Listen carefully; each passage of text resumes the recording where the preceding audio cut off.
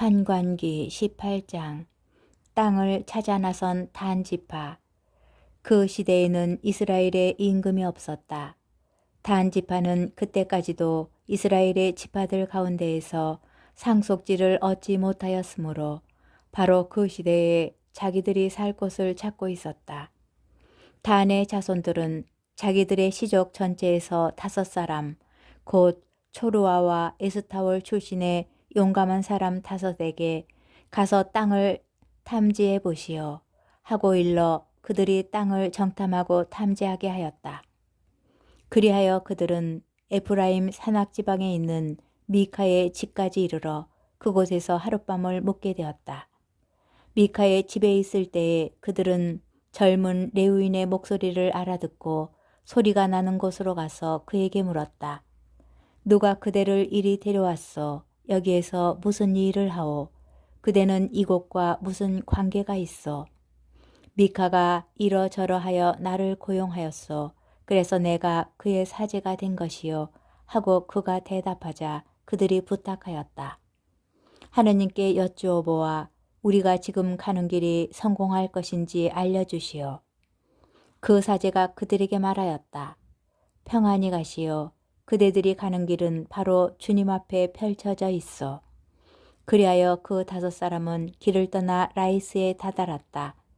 그들은 그곳 백성이 시돈인들의 방식으로 태평스럽게 사는 모습을 보았다. 조용하고 태평하게 사는 그들의 땅에는 무슨 일로 남을 부끄럽게 만드는 권세가도 없었다.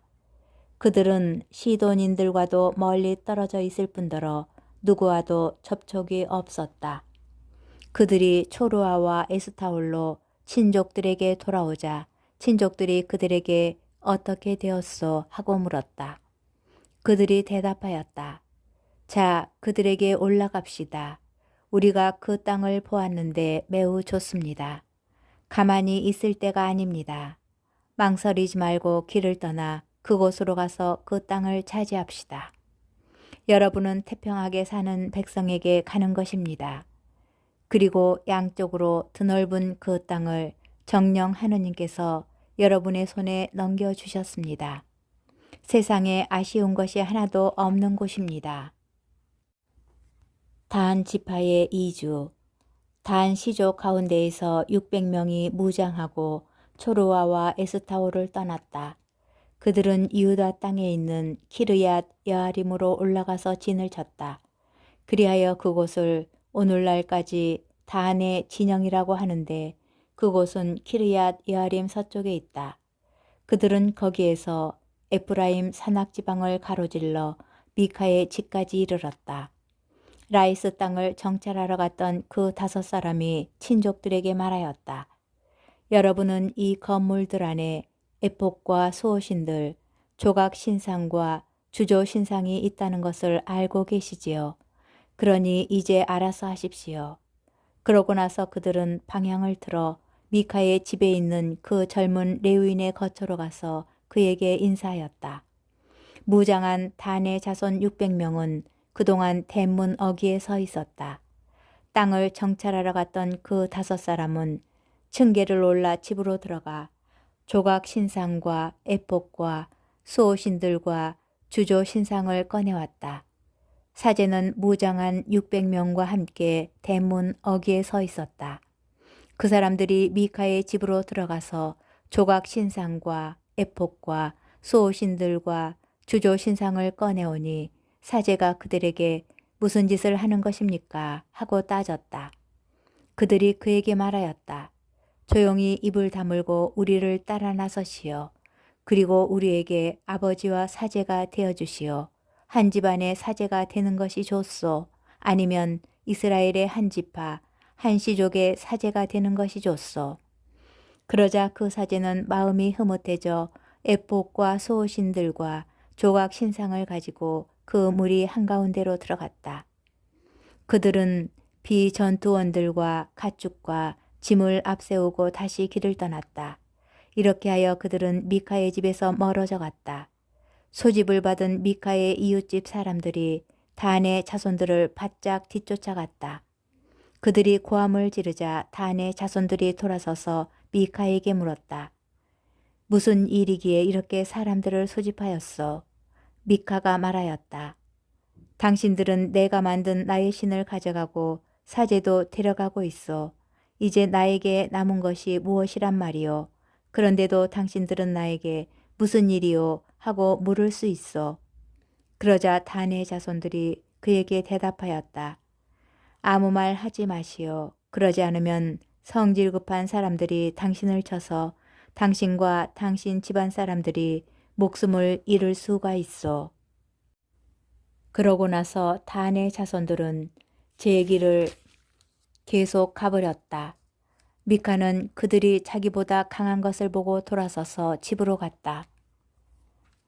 라이스의 정복, 단 성읍과 성소의 창건. 이렇게 그들은 미카가 만든 것과 그에게 딸린 사제를 데리고 라이스로 조용하고 태평하게 사는 백성에게 가서 그들을 칼로 쳐 죽이고 그 성읍을 불살라 버렸다. 벳 르홉에 딸린 골짜기에 자리 잡은 라이스는 시돈에서 멀리 떨어져 있을 뿐더러 누구와도 접촉이 없었기 때문에 구해주는 자가 아무도 없었다. 그리하여 단의 자손들은 성읍을 다시 세우고 그곳에서 살았다. 그리고 그 성읍의 이름을 이스라엘에게서 태어난 자신들의 조상 단의 이름을 따서 단이라고 지었다. 그 성읍의 이전 이름은 라이스였다. 단의 자손들은 그 조각 신상을 모셔 놓았다. 그리고 이 땅의 백성이 유배를 갈 때까지 모세의 손자이며 게르솜의 아들인 요나탄과 그의 자손들이 단 지파의 사제로 일하였다. 그들은 하느님의 집이 실로에 있는 동안 내내 미카가 만든 조각 신상을 그곳에 두고 섬겼다. 판관기 19장. 어떤 레위인과 그의 소실. 이스라엘에 임금이 없던 그 시대에 에프라임 산악지방의 구석진 곳에서 나그네 살이하는 레위인 한 사람이 있었는데 그는 유다 땅 베들레헴에서 어떤 여자를 소실로 맞아들였다.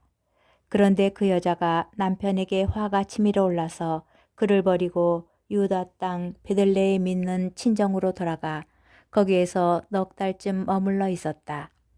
그래서 남편은 그 여자의 마음을 달래어 도로 데려오려고 종과 함께 나귀 2마리를 끌고 그 여자 뒤를 따라 길을 나섰다.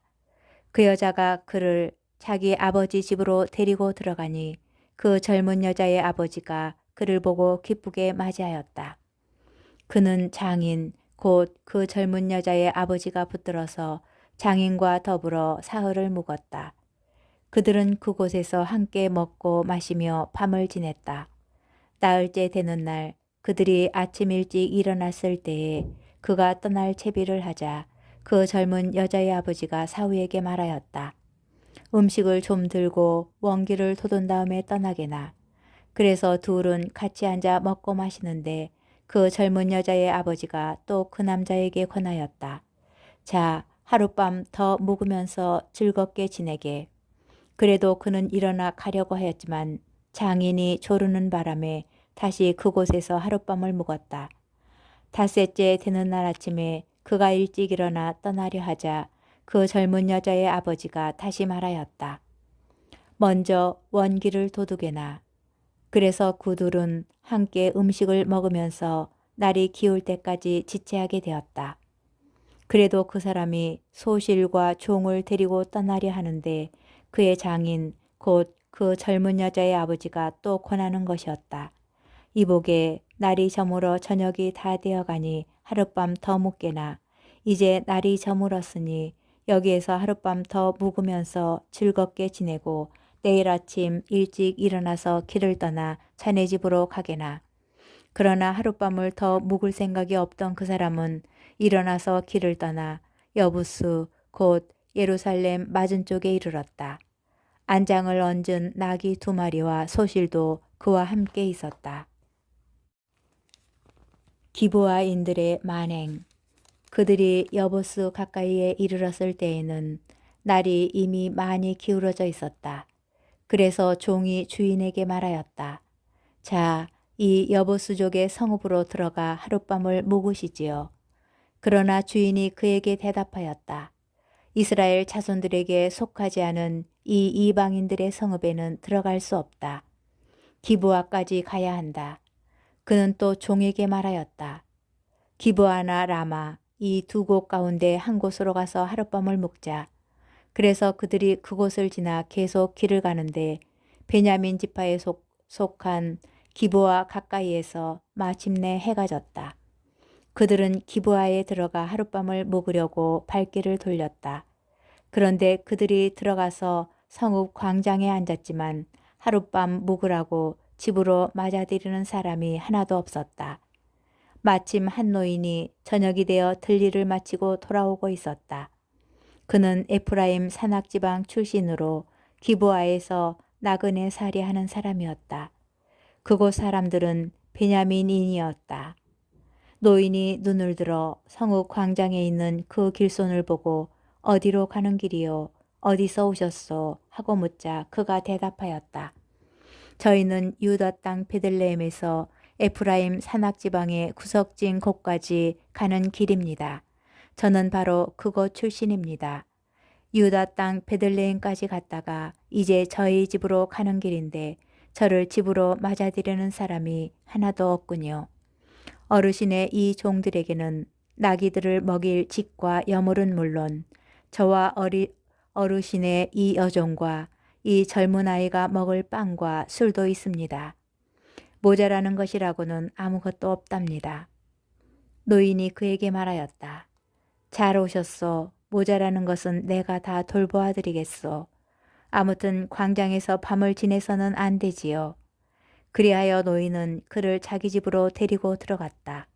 나귀에게는 먹이를 주고 길손들에게는 발을 씻게 해준 다음 함께 먹고 마셨다.